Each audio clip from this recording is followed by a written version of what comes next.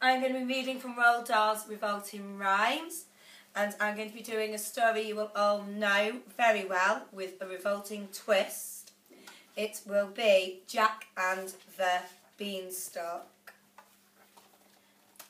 Jack's mother said, "We're stony broke. Go out and find us some wealthy bloke who'll buy our cow. Just say she's sound and worth at least £100. But don't you dare let him know that she's as old as Billy-O." Jack led the brown cow away and came back later in the day and said, "Oh, Mumsy dear, guess what I've got, your clever little boy has got. I really don't know how, a super trade-in for our cow." The mother said, "You little creep, I bet you sold her much too cheap." When Jack produced one lousy bean, his startled mother, turning green, leapt up high in the air and cried, "I'm absolutely stupefied. You crazy boy, do you really mean you sold our daisies for a bean?" She snatched the bean and yelled, "You chump!" and flung it on the rubbish dump. Then summoning up all her power, she beat the boy for half an hour, and using, and nothing could be meaner, the handle of a vacuum cleaner. At 10 p.m. or there's about, a little bean began to sprout. By morning it had grown so tall, you couldn't see the top at all.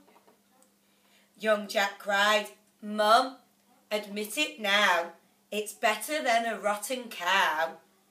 The mother said, "You lunatic, where's the beans you can pick? There's not a bean, it's as bare as bare."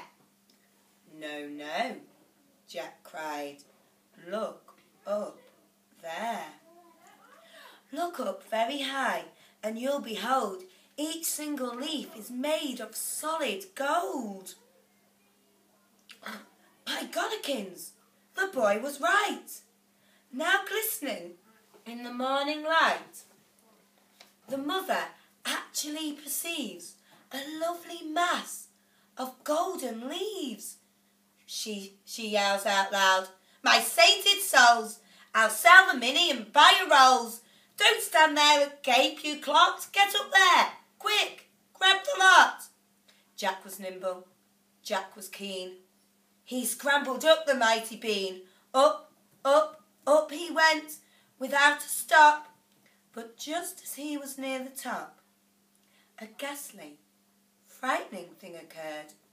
Not far above his head he heard a deep voice, a rumbling thing that made the very heavens ring. It shouted, "Fee, fi, fo, fum. I smell the blood of an Englishman." Jack was frightened. Jack was quick. He climbed down the bean in half a tick.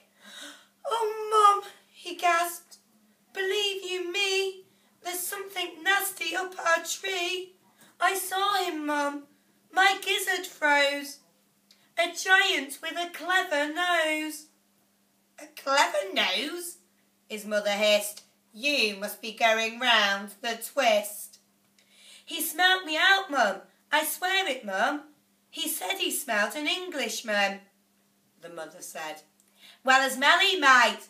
I told you to have a bath every single night because you smell. Would you do it? Would you, hell?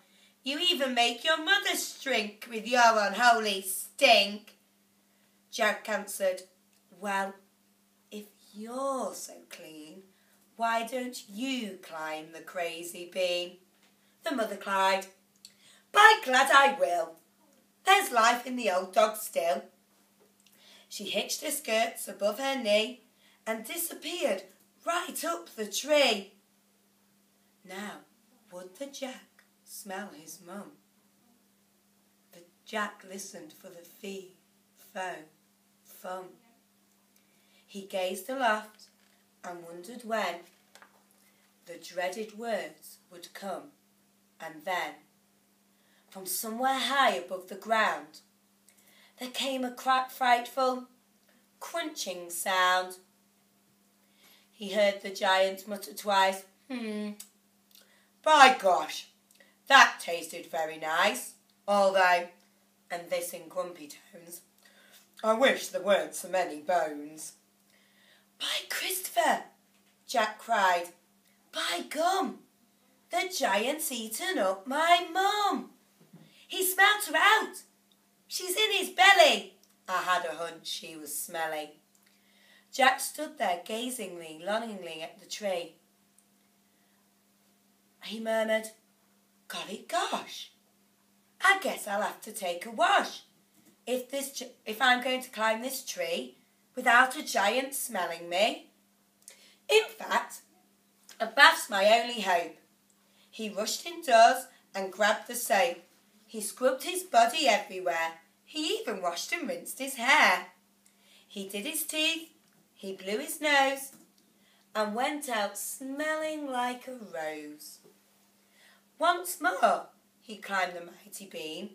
The giant sat there, gross, obscene, muttering through his vicious teeth, while Jack sat tensely just beneath, muttering aloud, Fee, fi, fo, fum. Right now, I can't smell anyone. Jack waited till the giant slept, then out along the brows he crept, and gathered so much gold, I swear, he was an instant millionaire. A bath, he said, does seem to pay. I'm going to have one every day.